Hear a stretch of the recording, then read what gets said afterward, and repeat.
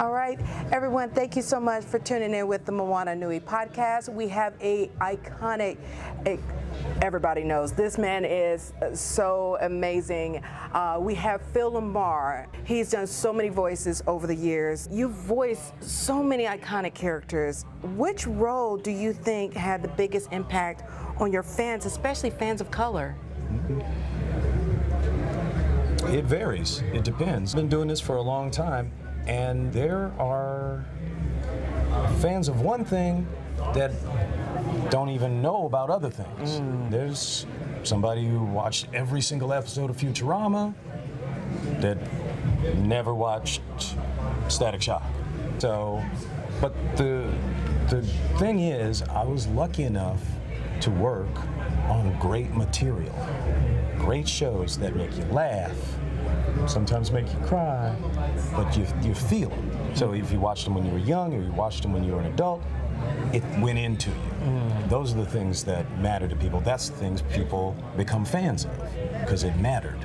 And it was more than one, but not everything, because Futurama was the first time that a cartoon was actually a sci-fi show. That's true.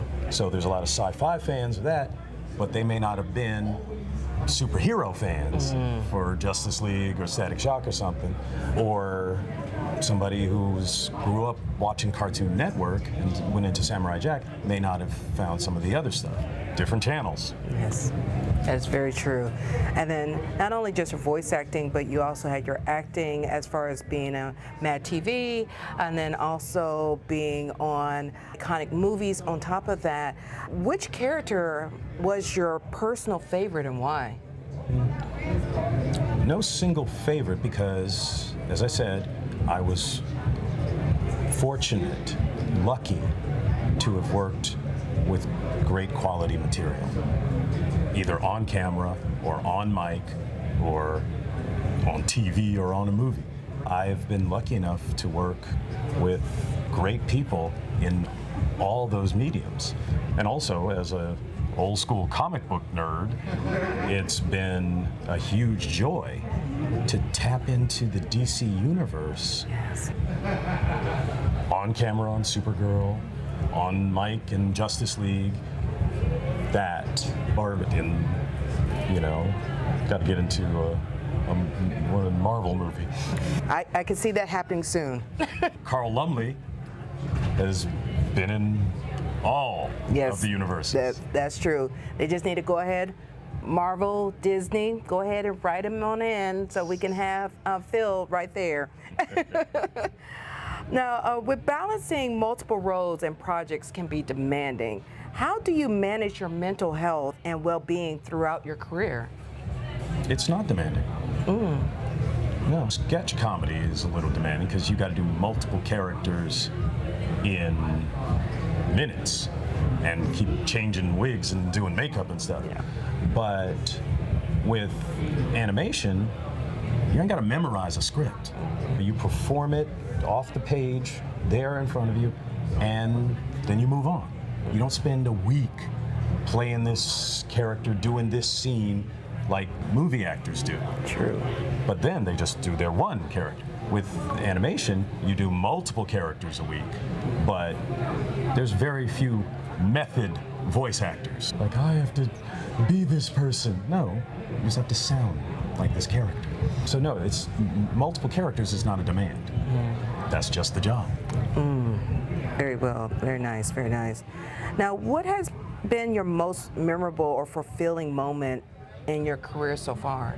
I've been lucky enough to have bunches. Back in 1991, before I got my first regular TV job, I got to do a pilot alongside two people who were icons in my childhood.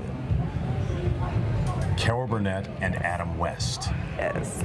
I had grown up watching the Carol Burnett show with my grandma, and I was a huge Batman fan. Yeah. So both of these people were super foundational to me, and to get to be on set with them, Yes.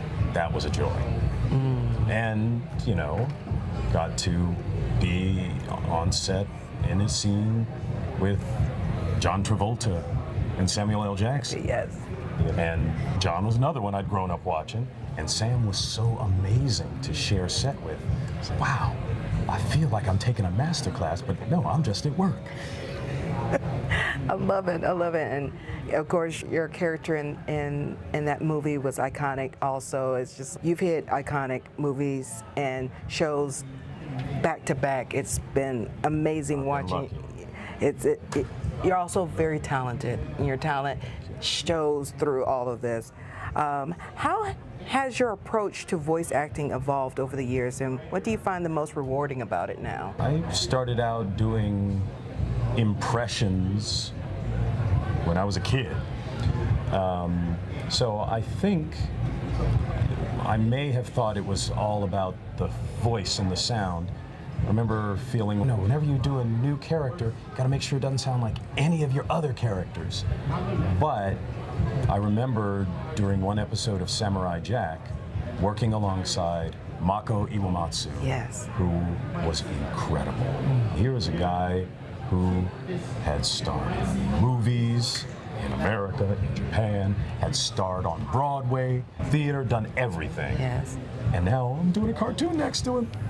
But watching him, and he was also somebody with such a unique voice. He had that texture and his accent. And one time they said, oh, and Mako, we're gonna have you play Aku and one other character in the episode. I remember thinking to myself, like, what are you doing? That voice is so Mako. Everybody's gonna think, oh, is this other character Aku in a different form? But then I watched him. He didn't just transform his voice, but he performed the other character in a completely different way than he performed Aku. And I realized, oh wow, it's about the acting, not just the voice. And he taught me that. Yes. So that's when I realized, no, it's not just about changing your sound or squeezing your throat. Yeah. It's embody the character, because you're always going to embody that character in a different way than a different character. Yes. And if you sound the same, you're doing it wrong. That is great advice. And for our viewers out there, how can they be able to continue to follow you and also watch your journey on social media or any other platforms out there? I'm on Instagram and those spin-offs and TikTok as @Phil Lamarr. That's 2 L's in the middle, 2 R's on the end. All right, everyone, thank you so much for tuning in, and special thanks to Mr. Phil Lamarr, who has graced our presence here at BlurCon here in the DMV area. So thank you for tuning in, and have a great rest of your day. Bye, everyone.